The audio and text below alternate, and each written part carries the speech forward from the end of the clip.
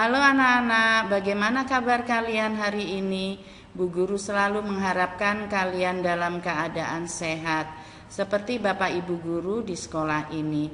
Anak-anakku sekalian, pada pagi hari ini kita belajar PKN, masih dalam tema 1, subtema 3. Materi kita pada pagi hari ini adalah penerapan sila-sila Pancasila dalam kehidupan sehari-hari. Pada subtema 1 dan 2, kalian sudah mempelajari apa itu Pancasila, makna dari Pancasila, setiap Pancasila itu apa. Nah, sekarang kita belajar mengenai penerapan sila-sila Pancasila dalam kehidupan sehari-hari. Anak-anakku sekalian, Bu Guru mengingatkan kepada kalian bahwa Pancasila itu adalah dasar negara kita, dasar negara Indonesia. Pancasila itu terdiri dari 5 sila, dari sila pertama sampai dengan sila kelima. Jadi kalian pasti sudah mengetahui atau tahu bunyi dari sila pertama sampai dengan sila kelima. Nah, sekarang sila-sila itu kita terapkan dalam kehidupan kita sehari-hari.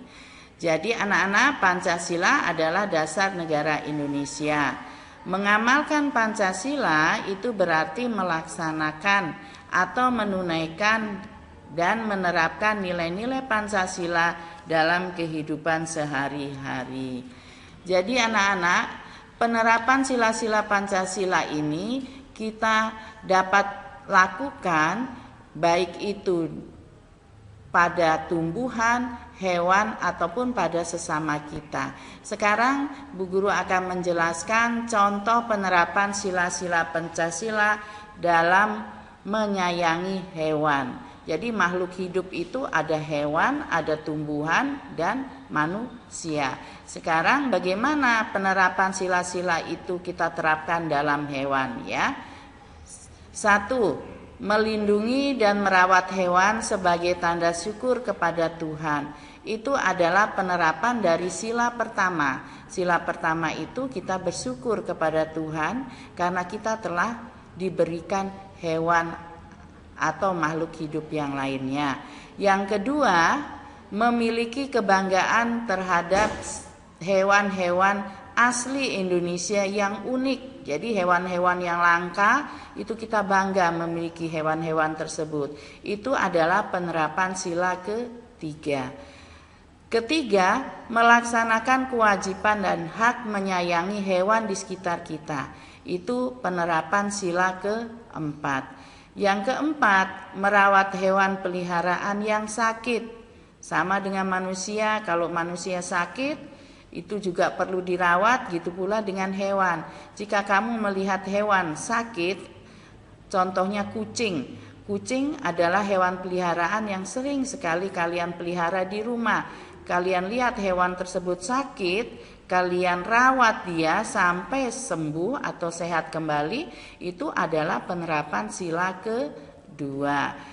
Membagi tugas merawat hewan dengan adil, itu adalah sila kelima. Kalau di dalam keluarga di situ ada hewan peliharaan, kalian membagi tugas dengan adik kalian, siapa yang memandikan, siapa yang memberi makan. Nah, itu adalah penerapan sila kelima. Nah, kita lanjutkan anak-anak. Bagaimana itu tadi hewan. Sekarang contoh penerapan sila-sila Pancasila dalam merawat tumbuhan. Sekarang tumbuhan ya. Contohnya 1, sama rasa syukur kepada Tuhan dapat memanfaatkan tumbuhan. Jadi anak-anak, tumbuhan itu banyak sekali manfaatnya bagi kita. Karena banyak manfaatnya kita harus bersyukur kepada Tuhan. Itu adalah penerapan sila pertama Pancasila. Yang kedua, merawat tumbuhan dengan baik. Jadi anak-anak kalau di rumah kalian maupun di sekolah itu banyak sekali tumbuhan. Jadi tumbuhan itu perlu kalian rawat dengan cara apa? Dengan cara menyiram, paling sederhana lah. Dengan cara menyiram, terus memberikan pupuk. Nah, itu adalah penerapan sila kedua. Yang ketiga, bangga terhadap berbagai tumbuhan yang langka. Kita harus bangga karena di negara kita itu banyak sekali tumbuhan-tumbuhan yang sangat langka, ya. Kalian tahu tumbuhan sangat langka itu seperti bunga bangkai, seperti Venus dan sebagainya, ya Nak ya. Yang keempat, berdiskusi untuk membagi tugas merawat tumbuhan. Jadi itu adalah penerapan sila keempat, berdiskusi. Berdiskusi kalau di sekolah kalian berdiskusi dengan teman-teman kalian di kelas. Karena kalian setiap kelas memiliki taman, jadi taman itu ada pembagian tugasnya. Kalau hari Senin adalah piket untuk hari Senin untuk merawat tumbuhan, hari Selasa juga berbeda, terus sampai dengan hari Jumat. Nah, sekarang yang kelima, contoh yang kelima, membagi tugas merawat tumbuhan dengan adil. Itu adalah penerapan sila kelima. Kita lanjutkan anak-anak, itu sudah mengenai penerapan nilai-nilai Pancasila pada hewan dan tumbuhan. Sekarang contohnya, pengamalan Pancasila terhadap sesama apa saja ya? Ya, 1. Menghormati atau memberi kesempatan teman untuk beribadah dengan agama dan kepercayaannya. Yang pertama ya. Yang kedua, itu adalah sila pertama. Yang kedua, membantu teman yang membutuhkan pertolongan. Kalau temanmu lagi susah atau lagi sakit, kamu harus membantu atau menjenguk dia. Itu adalah penerapan sila kedua. Yang ketiga, bangga menggunakan produk-produk dalam negeri, ya, produk-produk dalam negeri, apalagi sekarang baju batik merupakan kebanggaan kita di dunia, ya, karena diakui di dunia baju batik itu adalah berasal dari Indonesia. Kita bangga, itu adalah penerapan sila ketiga. Yang keempat, tidak memaksakan kehendak pribadi saat diskusi kelompok. Jadi kalau diskusi kelompok kalian tidak boleh memaksakan pendapat kalian harus benar. Ya, di dalam diskusi kelompok kita harus bersama-sama untuk mengambil keputusan. Nah, keputusan tersebut, keputusan diskusi itu harus kita laksanakan. Harus kita laksanakan walaupun itu tidak sesuai dengan hati nurani kita, tetapi kita harus lapang dada. Itu adalah penerapan sila keempat.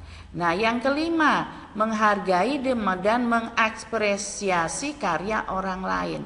Jadi, kalau orang lain memiliki karya lebih bagus, kita harus memujinya atau menghargainya. Sekedar memberi selamat kepada orang itu adalah penerapan sila kelima. Nah, itu adalah terhadap sesama manusia. Sekarang contoh pengamalan Pancasila terhadap semua makhluk hidup. Jadi antara manusia, hewan, dan tumbuhan. Ini Bu Guru kasih contoh, Bu Guru rangkum ya.